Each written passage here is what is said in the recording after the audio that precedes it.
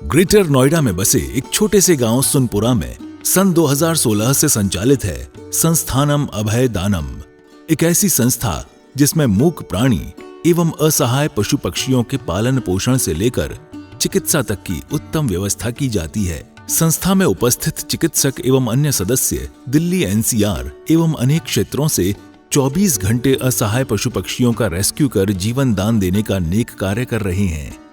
संस्था में ज्ञान दानम गुरुकुल भी चलाया जा रहा है, जहां छोटे बच्चों को लौकिक शिक्षा के साथ जैन धर्म एवं जीवन उपयोगी संस्कार भी दिए जा रहे हैं। शिक्षा ही नहीं बल्कि बच्चों के रहने एवं खाने की भी निःशुल्क व्यवस्था की जाती है। इनके साथ ही संस्थान में औषधानम आयुर्वेदिक एवं प्राकृतिक चिकित्सा केंद्र में चिकित्सकों के परामर्श से लोगों का उपचार निःशुल्क किया जाता है। संस्था में हथकरघा एवं हस्तशिल्प प्रशिक्षण केंद्र भी संचालित है, जिसमें युवाओं को विभिन्न कलाओं का निःशुल्क प्रशिक्षण प्रदान किया जा रहा है। सन 2017 में इस परिसर में श्री दिगंबर जैन मंदिर की स्थापना भी की गई, जहां अरिहंतगिरी तमिलनाडु से लाई गई मूलनायक भगवान शांतिनाथ की मनोहारी प्रतिमा लगभग 500 वर्ष प्राचीन है। प्रतिमा इतनी निराली है कि हर कोई इन पर मोहित हो जाता है। मंदिर जी में प्रतिदिन प्रभु का अभिषेक, शांति धारा एवं पूजन होता है। वर्तमान में पशुजन्य दुग्ध पदार्थ क्रूरता मुक्त न होने के कारण यहाँ अभिषेक हेतु वनस्पति जन्य विकल्पों जैसे कि नारियल जल, पुष्प एवं फलों के रसों का प्रयोग किया जाता है। क्षेत्र पर हस्तलिखित पांडुलिपि संग्रहालय, जैन वीगन ऑर्गेनिक भोजनालय, गुरुकुल निर्माण का कार्य निरंतर चल रहा है। यदि आप भी ऐसे मनमोहक स्थान संस्थानम अभयदानम के किसी भी कार्य एवं क्षेत्र में सहयोग देना चाहते हैं तो संपर्क करें 9868356946 9329322040। आचार्य श्री उमा स्वामी विरचित तत्वार्थ सूत्र पाठशाला। मंगल आशीर्वाद परम पूज्य आचार्य श्री 108 श्रुत सागर जी महाराज, परम पूज्य आचार्य श्री 108 प्रमुख सागर जी महाराज। प्रेरणा स्रोत परम पूज्य मुनि श्री 108 प्रणम्य सागर जी महाराज एवं परम पूज्य पाठशाला प्रणेता मुनि श्री 108 हनुमान सागर जी महाराज। नमन करता स्वर्गीय श्री उमाशंकर जैन गाजियाबाद वाले।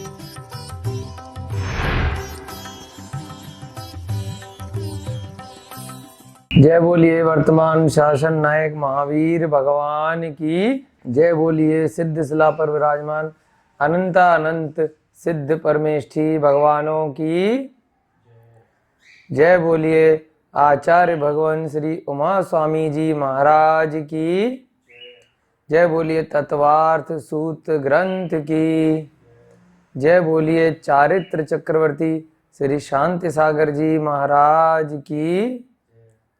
सभी पूर्वाचार्यों को नमन करते हुए आपस में सभी को जय जिनेंद्र, जय जिनेंद्र। बंधुओं, हम लोग आज 17वीं कक्षा प्रारंभ होने जा रही है आपकी तत्वार्थ सूत्र की, और अब तक हमने पहला अध्याय लगभग कंप्लीट कर लिया है। 17वीं कक्षा आज आपकी प्रारंभ हो रही है।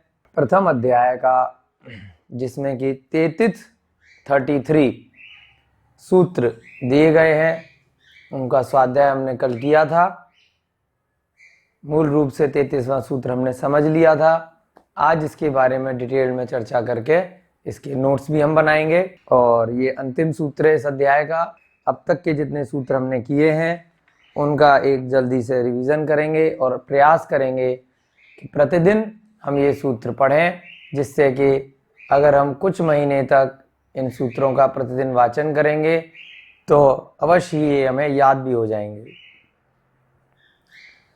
मोक्ष मार्गस्य नेतारं भेतारं कर्म भूभृतां ज्ञातारं विश्वतत्त्वानां वन्दे तद्गुणलब्धये, वन्दे तद्गुणलब्धये। सम्यग् दर्शन ज्ञान चारित्राणि मोक्ष मार्गः तत्वार्थ श्रद्धानं सम्यग् दर्शनम् तन्निसर्गा दधिगमाद्वा जीवा जीवास्रव बंध संवर निर्जरा मोक्षास्तत्वम् नाम स्थापना द्रव्य भावतस् तन्न्यासः प्रमाणनयैरधिगमः निर्देश स्वामित्व साधनाधिकरण स्थिति विधानतः सत्संख्या क्षेत्र स्पर्शन कालांतर भावाल्प बहुत वैश्च मति श्रुतावधि मनः परय केवलानि ज्ञानम् तत्प्रमाणे आध्ये परोक्षम् प्रत्यक्षमन्यत् मति स्मृति संज्ञा चिन्ताभिनिबोध इत्यनर्थान्तरम् तदिन्द्रिया निन्द्रिय निमित्तम् अवग्रहेहा वायधारणा बहुविध क्षिप्रा निःसृता नुक्त ध्रुवाणां सेतराणाम् अर्थस्य व्यञ्जनस्यावग्रह न चक्षुरनिन्द्रियाभ्यां श्रुतं मतिपूर्वं द्वयनेक द्वादश भेदम्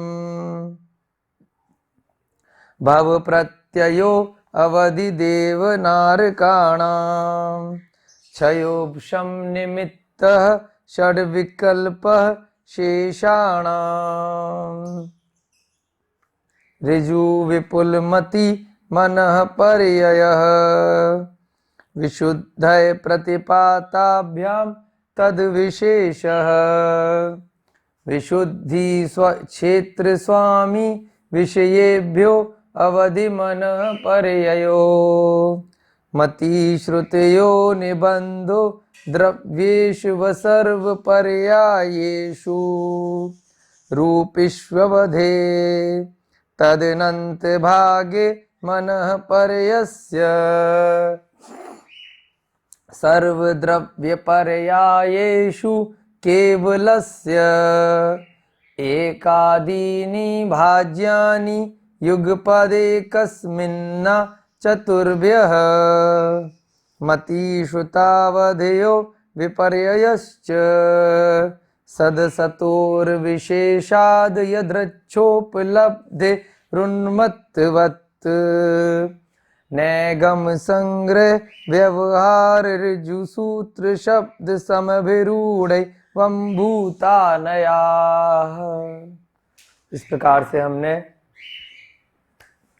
5 मिनट में, देखिए केवल 5 मिनट ही लगते हैं अगर आप तत्वार्थ सूत्र का वाचन पहले अध्याय का करते हैं तो बहुत मुश्किल नहीं है। तो इस प्रकार से हमने 33 सूत्र कल देखे थे। हमने कल जो सूत्र करे उनका जल्दी से रिवीजन करेंगे। 31वें सूत्र में हमने देखा था कि मिथ्या ज्ञान कौन कौन से ज्ञान हो सकते हैं। मति ज्ञान, श्रुत ज्ञान और जो अवधि ज्ञान है उसके विपरीत ज्ञान हो सकते हैं, परंतु मने परे ज्ञान और केवल ज्ञान के विपरीत ज्ञान नहीं हो सकते। तो 5 सम्यक ज्ञान हमने पढ़े और उसके बाद हमने 3 मिथ्या ज्ञान पढ़े। मति ज्ञान का जो उल्टा होता है कुमति ज्ञान होता है। श्रुत ज्ञान का उल्टा यानी विपरीत जो होता है कुश्रुत ज्ञान होता है। और अवधि ज्ञान का जो विपरीत ज्ञान है कुअवधि ज्ञान, या उसको कई कई जगह विभंगावधि ज्ञान भी कहा गया है। इस प्रकार से 3 मिथ्या ज्ञान हो गए और सब मिलाकर अगर ज्ञान की चर्चा करते हैं तो 5 सम्यक और 3 मिथ्या, सभी मिलाकर 8 ज्ञान होते हैं। मिथ्या ज्ञान के बारे में आपको बताया कि जैसे उदाहरण के माध्यम से स्वर्गों में या देव पर्याय में किसी जीव का जन्म हो गया, वहाँ उसने देखा कि जिनेंद्र भगवान ही यहाँ पर आराध्य हैं, तो उनको कुल देवता मानकर यदि वो पूजा करने लग गया, परंतु अंदर से उसको श्रद्धान नहीं था, तो भले ही वह सही कार्य कर रहा है, फिर भी उसका जो ज्ञान है वो मिथ्या ज्ञान माना जाएगा, कुमति या कुश्रुत ज्ञान उसका माना जाएगा। इसी प्रकार से आप मनुष्य गति में भी बहुत लोगों को देखते हैं कि जैन कुल में जन्म हो गया, श्रेष्ठ कुल में जन्म हो गया, परंतु जिनेंद्र भगवान की जो वाणी है उसका स्वाध्याय करने का, मनन करने का कभी भी उनको अवसर प्राप्त नहीं हुआ, निमित्त प्राप्त नहीं हुआ। मात्र इस कुल में जन्म हुआ है इसलिए हम ये वाले मंदिर जाते हैं, इनको मानते हैं, मानना पड़ रहा है।